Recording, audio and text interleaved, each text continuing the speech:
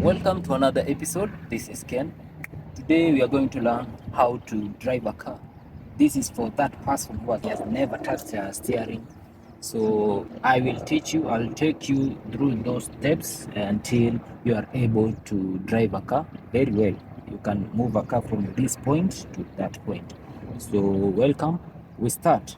This is the gas pedal, this is the brake pedal, and then this is the foot brake. Gari zingine zinatumia hand brake, but this one has a foot brake. So when you want to move, you press the brake, then you shift to drive like that.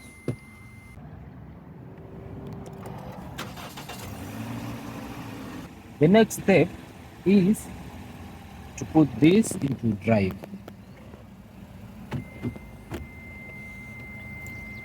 And after that, you remove the hand foot brake. Like that.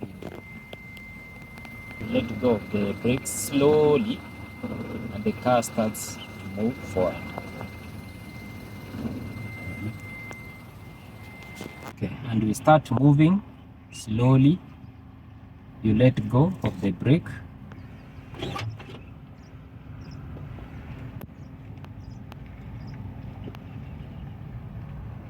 Make sure you are on your side. Don't go like this. When ukiona inaenda hivi unaileta hivi, ukiona inaenda hivi unaileta hivi. Yeah, and that's it. It's very easy,